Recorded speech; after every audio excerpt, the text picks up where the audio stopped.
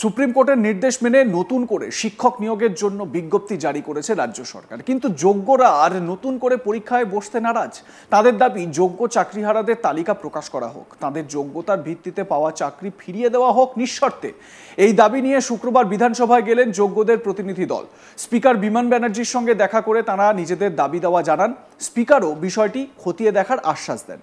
এ বিষয়ে চাকরিহারারা আমাদের জানান, তারা স্পিকারকে ডেপুটেশন জমা দিয়েছেন। তারা জানিয়েছেন, অসহ্য যন্ত্রণা থেকে আমাদের মুক্তি দিয়ে চাকরি দিন। চাকরিহারা শিক্ষিকা তিনি কি বলছেন এ বিষয়ে কথা বলেছিলেন আমার সহকর্মী সুজয় ঘোষ। দেখুন। আমরা দিয়েছি স্পিকার স্যারকে আমাদের ডেপুটেশন। আমরা অপেক্ষা করছি। আমাদের বিরোধী দলনেতার সঙ্গে আমাদের ইচ্ছে আছে একবার দেখা করার, দেখা যাক। স্পিকারকে আপনারা কি দাবি জানালেন? যে স্মারকলিপিটা দিলেন সেটা কি জানালেন?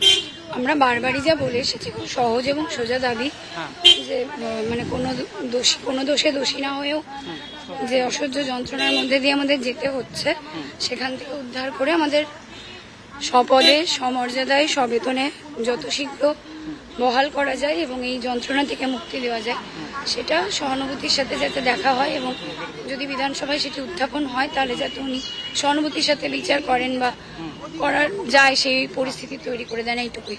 স্পিকার কি জানালেন আপনাকে? দেখবেন বলেছেন, যদি বিধানসভায় ওঠে বিষয়টি উনি অবশ্যই সহানুভূতির সঙ্গে দেখবেন বলেছেন। বলছি, এর আগেও আপনারা বেশ কিছু বিষয়ে দাবি জানিয়েছিলেন, তো আজকেও যে দাবি জানালেন, কি মনে হচ্ছে? মনে কিছু হচ্ছে না, আমাদের প্রশ্ন প্রচুর, যার উত্তর পাচ্ছি না বলেই আমাদের এইভাবে দরজায় দরজায় ঘুরতে হচ্ছে এবং যতদিন না উত্তর পাবো এই চেষ্টা আমাদের চালিয়ে যেতে হচ্ছে এবং যেতে হবে। 1 বছর তো হয়ে গেল, আপনারা সাক্ষী আমাদের যুদ্ধের প্রতিনিয়ত। দেখা যায় আমরা এখনো যখন দমিনি, আশা করি ন্যায় বিচার না পাওয়া পর্যন্ত আমরা লড়াইটা চালাতে পারবো। আরেক চাকরিহারা শিক্ষিকা জানান, ন্যায় বিচার পাওয়া পর্যন্ত তারা এই আন্দোলন জারি রাখবেন। কি বলেছেন ওই শিক্ষিকা শোনাবো আপনাদের। স্পিকারের সাথে আমরা যে দাবিগুলো নিয়ে গিয়েছিলাম মূলত সেই কথাগুলোই তুলে ধরেছি এবং যাতে বিধানসভায় আমাদের ম্যাটারটা নিয়ে আলোচিত হয় সেটাই ওনার কাছে অনুরোধ করেছি। তো উনি বলেন যদি কোনো বিধায়ক যদি বিধানসভায় তোলেন তাহলে অবশ্যই ম্যাটারটা উনি দেখবেন, কিন্তু এখনো পর্যন্ত কোনো বিধায়কই আমাদের এত বড় যে ঘটনা ঘটে গেল আমাদের জীবনে সেটা কেউই তুললেন না। আমরা 15,403 যারা যোগ্য হয়েও, যারা কোনো দুর্নীতির সাথে যুক্ত না হয়েও রাস্তায় বসে আছি, কিন্তু কোনো বিধায়কই সেই সদিচ্ছা দেখালেন না। তো সেখান থেকে আমি অনুরোধ করব সেখানে যাতে বিধায়ক যারা আছেন তারা যেন আমাদের ম্যাটারটা বিধানসভায় তোলেন এবং আলোচনা করেন। বলছি, স্পিকারকে আপনারা কি দাবি জানালেন আর কার সঙ্গে দেখা করতে চাইছেন? আমরা মূলত আজকে 4টে ডেপুটেশন নিয়ে এসেছিলাম। আমাদের মাননীয় মুখ্যমন্ত্রী, অপোজিশন লিডার এবং হচ্ছে তোমার MLA sir Naushad Siddiqui sir. আচ্ছা, তো স্পিকারকে যে স্মারকলিপি তুলে দিয়েছেন সেখানে কি কি বিষয় আপনাদের দাবি পত্রে আছে? অবশ্যই আমরা এটাই দাবি করেছি যাতে আমরা ন্যায় বিচার পাই, যারা আমরা যোগ্য, যারা আমরা দুর্নীতির সাথে যুক্ত নই, তারা যাতে সসম্মানে স্কুলে আমরা বহাল হতে পারি সেটাই, এবং রিভিউ পিটিশন যেটা দাখিল করা হচ্ছে সেটাকে যেন মানে সদিচ্ছার সাথে, সরকারের সদিচ্ছার সাথে সেটাকে যাতে চেষ্টা করা হয় যে আমাদেরকে বাঁচানোর।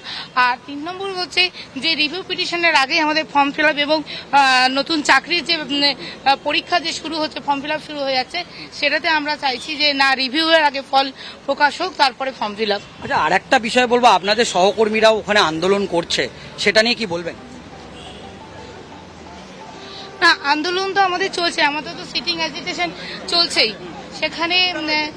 সেখান থেকে হচ্ছে যাতে ওখানে আমাদের 10 জন গতকাল রাত থেকে অনশন শুরু করেছে এই একই দাবি নিয়ে। আমাদের একটাই দাবি, আমরা যারা যোগ্য, যারা দুর্নীতির সাথে যুক্ত নই, তারা প্রত্যেকেই যেন সসম্মানে স্কুলে বহাল হতে পারি। একেবারে চাকরিহারা শিক্ষকদের যে প্রতিনিধি দল, তারা স্পিকারের সঙ্গে দেখা করলেন এবং আমরা দেখলাম যে স্পিকার বিমান বন্দ্যোপাধ্যায় তাদেরকে কিন্তু সময় দিলেন, তাদেরকে ভিতরে ডাকলেন, তাদের সঙ্গে কথা বললেন এবং স্পিকার একটা বিষয় স্পষ্ট করেছেন যে স্পিকারের যেটুকু ক্ষমতা তিনি অবশ্যই সেটা দেখবেন।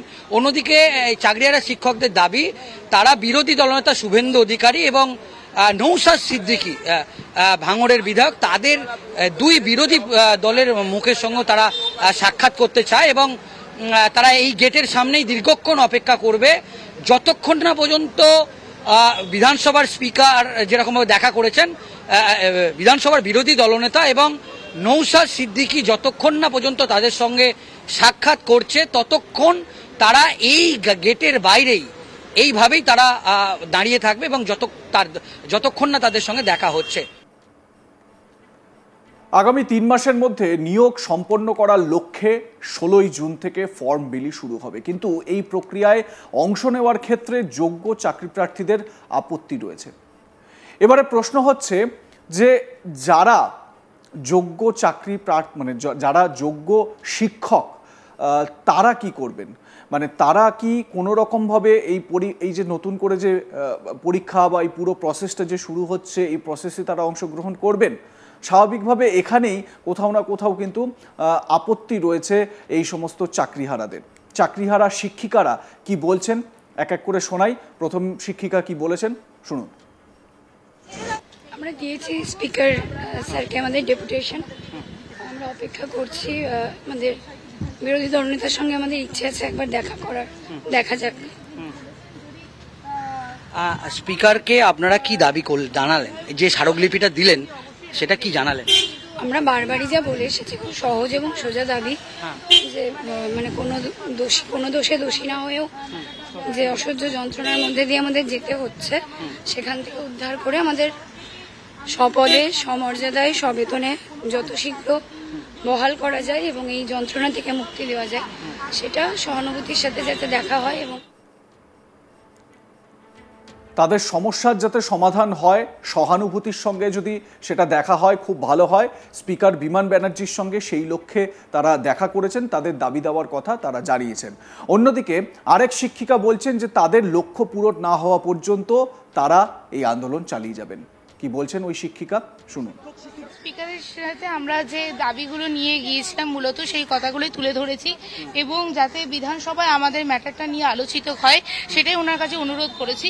তো উনি বলেন যদি কোনো বিধায়ক যদি বিধানসভায় তোলেন তাহলে অবশ্যই ম্যাটারটা উনি দেখবেন, কিন্তু এখনো পর্যন্ত কোনো বিধায়কই আমাদের এত বড় যে ঘটনা ঘটে গেল আমাদের জীবনে সেটা কেউই তুললেন না। আমরা 15,403 যারা যোগ্য হয়েও যারা কোনো দুর্নীতির সাথে যুক্ত না হয়েও রাস্তায় বসে আছি, কিন্তু কোনো বিধায়কই সেই সদিচ্ছা দেখালেন না। তো সেখান থেকে আমি অনুরোধ করব সেখানে যাতে বিধায়ক যারা আছেন তারা যেন আমাদের ম্যাটারটা বিধানসভায় তোলেন এবং আলোচনা করেন। আপনাদের মতামত জানান, দেখতে থাকুন আজ তাক বাংলা। সাবস্ক্রাইব করুন আমাদের ইউটিউব চ্যানেলটি, বেল আইকন প্রেস করুন নোটিফিকেশন পেতে।